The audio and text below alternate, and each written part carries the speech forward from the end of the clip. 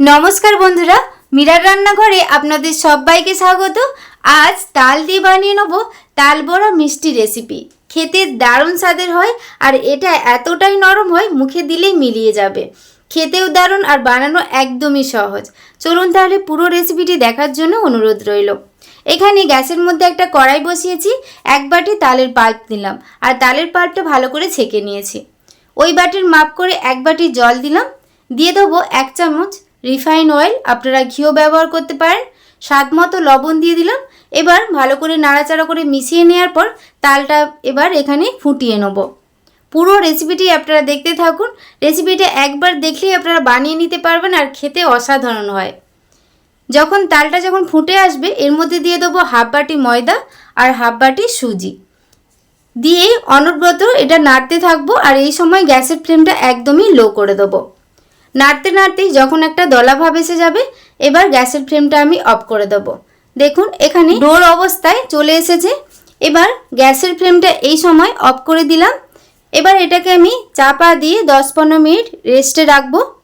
15 minute পর চাপা খুলে দিয়েছি আর একটু গরম অবস্থায় এটা আবারও ভালো করে দলে নিতে হবে। আর হাত দিয়ে সহ্য করতে পারবেন সেই রকম গরম অবস্থায় এটা করে নিতে হবে। আর হাতের মধ্যে যদি বেশি একটু চটচট করে হাতের মধ্যে তেল বা ঘি একটু লাগিয়ে নেবেন। তবে ডোটা কিন্তু একটু নরম করেই মাখতে হবে। কয়েকবার দলে নেওয়ার পর ডোটা দেখুন এরকম নরম করেই ডোটা আমি দলে নিয়েছি। এবার লেচি করে নিচ্ছি। লেচি করে হাত দিয়ে এইভাবে গোল করে প্রথমে একটু খুঁড়ি বানিয়ে নেব। এখানে খুঁড়িটা বানানো হয়ে গেছে। আর আগে থেকেই আমি নারকেল, চিনি আর এলাচ একটু কড়াই নেড়ে নিয়েছিলাম, পুরটা বানিয়ে নিয়েছি। আপনারা চাইলে খোয়া ক্ষীর দিয়েও এই পুরটা বানিয়ে নিতে পারেন, তাতেও কিন্তু খেতে দারুণ লাগবে। অল্প পরিমাণ নারকেলের পুর দিয়ে ভালো করে মুখটা আটকে নিতে হবে। তারপর হাতের মধ্যে একটু তেল বা ঘি লাগিয়ে চিকন করে বলের আকারে বানিয়ে নিচ্ছি। তারপর হাত দিয়ে একটু চেপে টিকির আকারে বানিয়ে নেব। আপনারা চাইলে বলের আকারেও বানিয়ে নিতে পারেন। এইভাবে প্রত্যেকটা আমি বানিয়ে নেব। আর আমার চ্যানেলে আপনি যদি নতুন হয়ে থাকেন প্লিজ আমার চ্যানেলটি সাবস্ক্রাইব করবেন আর পাশে থাকা বেল আইকনটা পুশ করে দেবেন আমার নতুন ভিডিও পাওয়ার জন্যে। আর যারা আগে থেকে সাবস্ক্রাইব বা লাইক করেন, কমেন্ট করেন তাদেরকে অনেক অনেক ধন্যবাদ। এইভাবে পাশে থাকবেন, সাথে থাকবেন। প্রত্যেকটা পিঠে আমি এইভাবেই প্রত্যেকটা পিঠে পুর ভরে নিচ্ছি। আর কত সুন্দর লাগছে দেখুন।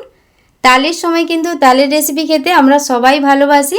আপনারা বাড়িতে অবশ্যই বানাবেন, খেতে দারুণ স্বাদের হয়। এবার সবগুলো বানিয়ে নেওয়ার পর এবার ভেজে নেব।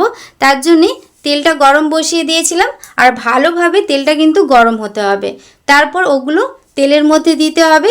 আর এই সময় গ্যাসের ফ্লেমটা মিডিয়াম করে দিতে হবে। এক সাইড যখন হালকা ব্রাউন কালার করে হয়ে যাবে তারপর উল্টে পাল্টে একটু সময় ধরে লাল লাল করে ভেজে নিতে হবে। ফেসবুক পেজ থেকে যদি আপনারা দেখে থাকেন প্লিজ আমার ফেসবুক পেজটা ফলো করে পাশে থাকবেন। আর রেসিপিটি ভালো লেগে থাকলে প্লিজ একটি লাইক, কমেন্ট, শেয়ার করবেন। দেখুন কত সুন্দর হয়েছে। পিঠেগুলো কিন্তু ফেটে যায়নি।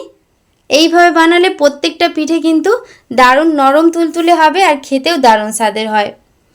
এগুলো ব্রাউন কালার করে ভেজে নেওয়ার পর সবগুলো আমি তুলে নিচ্ছি। দেখুন কত সুন্দর হয়েছে। একইভাবে বাদবাকিগুলো ভেজে নিয়েছি। এবার একটা মিষ্টি সিরা বানিয়ে নেব। তার জন্যে এখানে একটা কড়াইয়ে 1 বাটি চিনি দিয়েছি আর 2 বাটি জল দিয়ে দেবো। আপনারা পিঠের পরিমাণ যদি বাড়িয়ে রাখেন তাহলে এই চিনির পরিমাণে মানে সিরার পরিমাণও বাড়িয়ে রাখবেন। এবার এটাকে হাই ফ্লেমে ফুটিয়ে নেব। আর একটু চটচটে অবস্থায় চলে এলে এবার গ্যাসের ফ্লেমটা আমি অফ করে দিচ্ছি।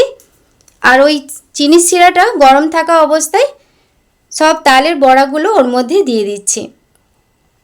দিয়ে একটু চামচ দিয়ে এপিড ওপিড একটু চিনির সিরাটা লাগিয়ে নেবো। আর এটা আমি চাপা দিয়ে 10 মিনিটের জন্য চাপা দিয়ে রাখবো ওই গরম অবস্থায়। গ্যাসের ফ্লেম কিন্তু আমি এই সময় অফ করে দিয়েছি। 10 মিনিট পর একটা প্লেটের মধ্যে নিয়ে নিয়েছি। দেখুন তৈরি হয়ে গেল দারুণ স্বাদের তালের রসবড়া মিষ্টি। খেতে দারুণ স্বাদের হয়। আপনারা একবার হলো বানিয়ে দেখবেন, তারপর আমাকে কমেন্ট করে জানাবেন কেমন হয়েছে। আর আজকের এই রেসিপিটি আপনাদের কেমন লাগলো অবশ্যই কমেন্ট করে জানাবেন।